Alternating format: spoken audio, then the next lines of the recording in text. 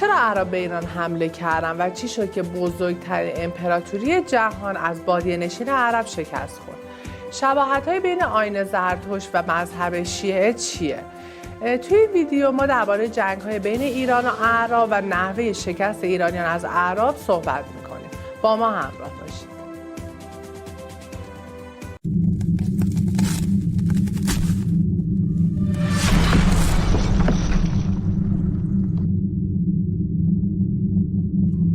سلام دوستان، توی این ویدیو میخوایم درباره جنگ‌های ایران و اعراب صحبت کنیم و اینکه چی شد که ایران توی این جنگ‌ها شکست خورد.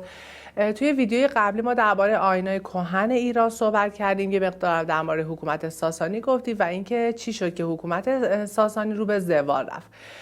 منبع ما توی این ویدیو کتاب دو قرن سکوت دکتر عبدالحسین زرین‌کوب، لینک فایل صوتی توی قسمت توضیحات قرار داده شده. در ضمن لینک ویدیوی قبلیمون هم باز توی قسمت توضیحات هست. اگر مشاهده نکردید توصیه میکنیم که اول اون ویدیو رو ببینید. ناحیه بادیه نشین عرب به دلیل بی‌آب و علفی خودش تمدنی به خودش ندیده بود و فقط توی قسمت‌های از یمن تا عمان که کوهستانی بود و خوش آب و هوا بود شهرهایی تشکیل شده بود. این ناحیه از نظر هیچ کدوم از کشورهای ایران و روم و مصر اهمیتی نداشت، ولی چون سر راه حمله این تمدن‌ها به هم بود و اینکه یه مسیر تجاری از هند به آفریقا بود اهمیت داشت. مثلا توی حمله کمبوجیه به مصر، ایران از اعراب خواسته بود که برای سپاهش آب تهیه بکنن. بعد از ظهور پیامبر اسلام و آیینش اعراب کمی قدرتمند شدن. همچنین تصمیم داشتن که اسلام رو به بقیه کشورها هم نشر بدن.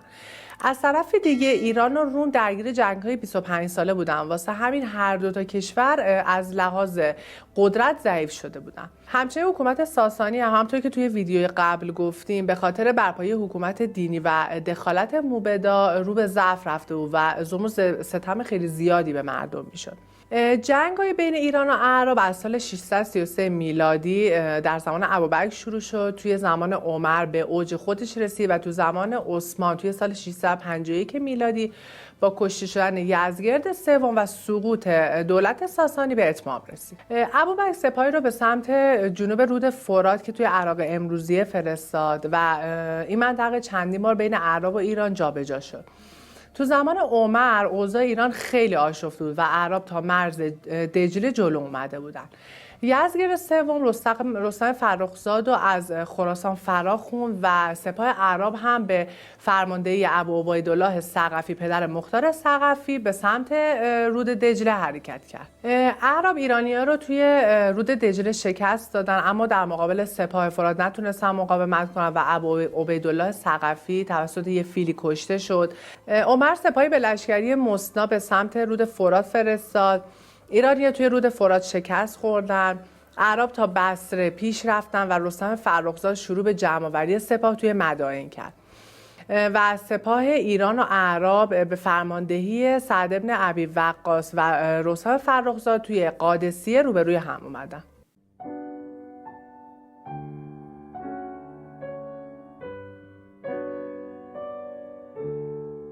اولین جنگ مهم بین ایران و اعراب جنگ قادسیه بود که به فرماندهی رستم فرخزاد و سعد بن ابی وقاص بود. بین دو تا سپاه 4 ماه مذاکره صورت گرفت که بعد 4 ماه مذاکره جنگ سختی بین این دو شکل گرفت. تو روز 4م جنگ باد سختی به سمت سپاه ایرانی‌ها وزیدن گرفت که شن و ماسه خیلی زیادی رو به سمت سپاه ایران آورد. رستم فرخزاد برای اینکه از این شن و ماسه تو امان بمونه به زیر درختی میره و صندوقچه اموال خودش رو به درخت میبنده و زیر سایه اون میشینه.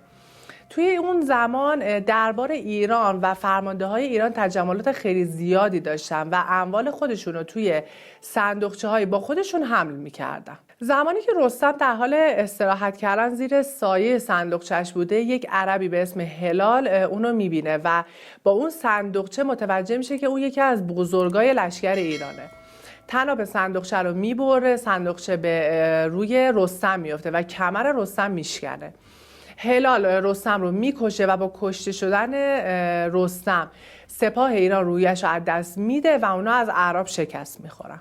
میگن رستم فرد بزرگی بوده و حکیم ابوالقاسم فردوسی اونو تبدیل به قهرمان کتاب خودش شاهنامه کرد. فردوسی تو باب جنگ ایران و اعراب از زبان رستم گفته: چو آگاه گشتم از این راز چرخ، که ما راز او نیست جز رنج برخ. بر ایرانیان زار و گریان شدم، ز ساسانیان نیز بریان شدم. که تا من شدم پهلوان در میان، چنین تیره شد بخت ساسانیان. که از این پس شکست آید از تازیان، ستاره نگردد مگر بر زیان. همطور که گفتیم از دلایل شکست ایرانیان یکی فساد حکومت ساسانی، ضعف دربار و همچنین تجملات خیلی زیاد دربار ایران بود. با شکست ایرانیان از اعراب، غنایم خیلی زیادی به دست اعراب افتاد.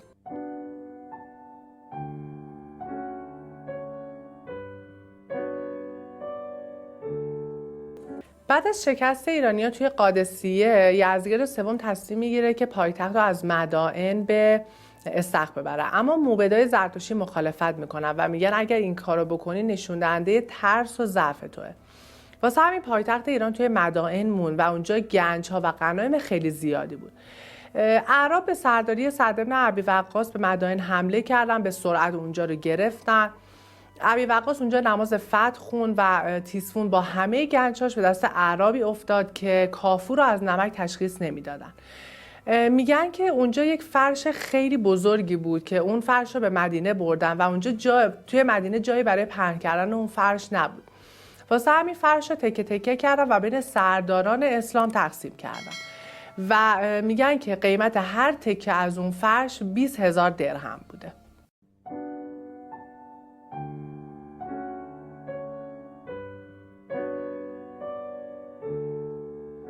نبرد جلولا شدیدترین جنگ بین ایران و اعراب بود که توی سال 637 میلادی اتفاق افتاد. بعد اینکه ایرانی‌ها از اعراب شکست می‌خورن توی مدائن، به سمت ایران میان و توی نقطه جلولا تصمیم میگیرن که دوباره با اعراب بجنگن. علت این بوده که نقطه جلولا محل جدا شدن قومیت‌های آذربایجانی، فارس، کرد و بقیه قومیت‌های دیگه ایران از هم بود.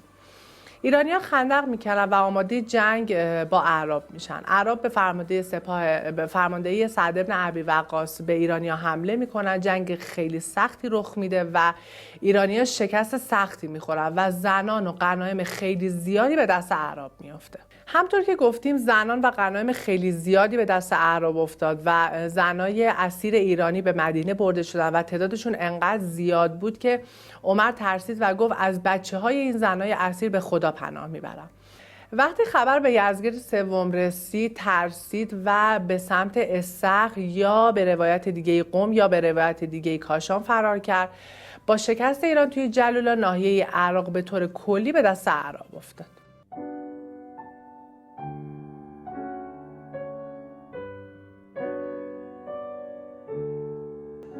در دربار یزدگرد فردی به نام هرمزان بود که به یزدگرد پیشنهاد داد که ما طرفداری توی شوشتر داریم، اجازه بده که من اونجا برم و سپاهی رو جمع کنم.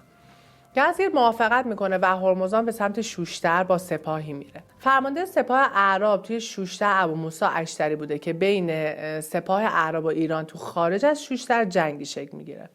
ایرانی‌ها شکست میخورن و به داخل شوشتر فرار میکنن. شوشتر توسط اعراب محاصره میشه اما نمیتونستن وارد شهر بشن و محاصره به قدری طولانی میشه که اعراب قصد ترک کردن شوشتر رو داشتن که با خیانت یکی از بزرگای ایرانی ورق برمیگرده. اون پیش ابوموسی رفت و گفتش که در صورت امان جان و مال و فرزند راه پیروزی رو بهش نشون میده. ابوموسی هم قبول کرد و شخصی به نام اشعرس ابن عوف رو با اون ایرانی که اسمش سینه بود از یه راه مخفی به داخل شوشتر فرستاد. سینه به تن اشعرس ابن عوف لباس خدمتکارا رو کرد و کل شهر رو بهش نشون داد و اشعرس برگشت و از اون راه مخفی با 200 نفر از اعراب به داخل شوشتر وارد شد. اشعرس ابن عوف با 200 تن از یاراش که از راه مخفی وارد شهر شده بود از داخل با نگهبانا جنگیدن و دروازه شهر رو باز کردن. ابوموسی وارد شهر شد و هرمزان و 200 تن از یاراش به قلعه پناه بردن. هرمزان گفتش که در صورت امان خواستن تسلیم میشه و ابوموسی هم قبول کرد. اونو به مدینه نزد خلیفه عمر فرستادن و عمر توی مسجد پیش مردم نشسته بود. هرمزان پیش عمر رفت و عمر توی مسجد نشسته بود. هرمزان که لباس خیلی فاخری به تن داشت از ساده زیستی عمر تعجب کرد و گفتش که اون حتما پیغمبره. عمر میخواستش که هرمزان رو بکشه و هرمزان گفتش که به من یه مقدار آب بده و از عمر خواست تا موقعی که اون آب رو نخورده اونو نکشه و عمر هم قبول میکنه. هرمزان آبو به زمین میریزه و عمر هم به روی عهد خودش میمونه و هرمزان رو نمیکشه.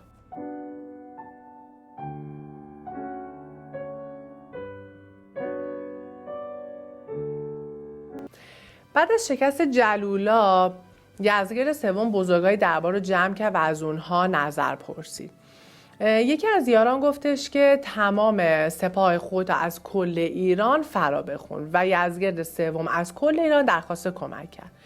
عمار یاسر به عمر نامه نوشت و به عمر اطلاع داد که سپاه ایران در حال جمع‌آوری نیرو هستش. عمر به منبر رفت و از یاراش نظر خواست. عثمان گفتش که همه نیروها رو از شام و یمن بخواه و به ایران حمله کن. عمر از علی بن ابی طالب نظر پرسید و علی بن ابی طالب گفتش که اگر همه نیروهاتو از شام فرا بخونی رومیا به اونجا حمله میکنن و اگر همه نیروهاتو از یمن فرا بخونی زنگیا به اونجا حمله میکنن. 1/3 نیروهاتو از شام و 1/3 نیروهاتو از یمن بخواه که ما از صدر اسلام به کثرت پیروز نبودیم. و این چنین شد که سپاه اسلام تشکیل شد و به سمت ایران حرکت کرد. سپاه ایران و اعراب توی نهاون روبروی هم اومدن. سردار سپاه اعراب عمار یاسر بود. سردار قبلی سپاه اعراب سعد بن ابی وقاص حاکم کوفه بود که اونجا تجملات زیادی به پا کرده بود و قصر ساخته بود و ظلم به مردم میکرد.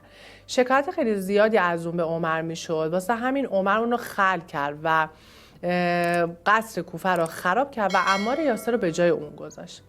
ایرانی‌ها جنگ رو شروع نکردن و هر چی زمان میگذشت سپاه ایرانی‌ها بزرگتر و بزرگتر میشد. اعراب ترسیدن و برای اینکه ایرانی‌ها رو به سمت جنگ بکشونن شایعه کردن که خلیفه اسلام مرده و اعراب قصد بازگشت به مدینه رو دارن. سپاه ایران بیرون اومد، جنگ خیلی سختی در گرفت و ایرانی‌ها شکست خوردن. دیگه ایران بعد از شکست نهاون نتونست سپاهی جمع کنه و تمام پایگاه‌های ایران یک به یک شروع به فرو ریختن کرد. اعراب به این پیروزی فتح الفتوح میگن. بعد از اینکه ایرانی‌ها توی نهاون شکست خوردن، یزدگرد سوم اول به اصفهان و بعد به کرمان و بعد به مرو فرار کرد و توی مرو توسط آسیابانی که طمع به لباس فاخر یزدگرد سوم کرده بود کشته شد. تا قتل عثمان اشغال ایران کامل شده بود. پادگان‌های اعراب توی شهرهای مختلف برای گرفتن جزیه و مالیات به پا شده بود و 2 قرن سکوت ایرانی‌ها آغاز شد.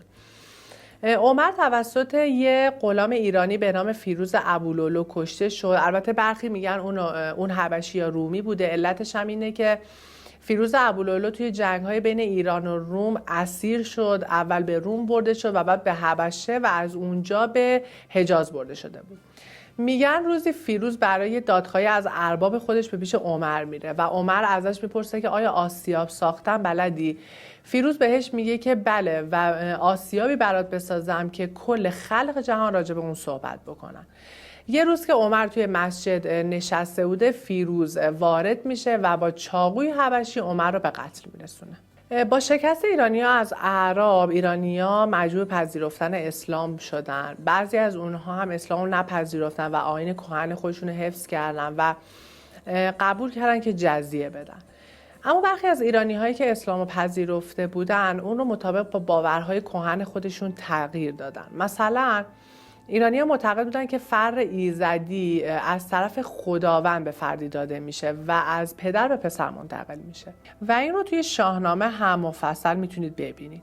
از طرف دیگه شیعه معتقده که نور امامت در حضرت فاطمه و اولادش قرار داده شده و معتقد به معصوم بودن این افراده و ایرانی‌ها برای اینکه فر ایزدی رو به امامت متصل کنن داستانی رو روایت میکنن که شهربانو دختر یزدگرد سوم ساسانی همسر امام حسینه و امامت هم از نسل امام حسینه و این چنین فر ایزدی به خاندان امامت منتقل شده. البته بعضی از علمای شیعه مثل مطهری و جعفر شهیدی این ازدواج رو رد کردن. ایرانیان باستان به سوگ سیاوش معتقد بودند که بعد از اعتقاد به اسلام به جای سوگواری برای سیاوش برای امام حسین سوگواری می‌کردند.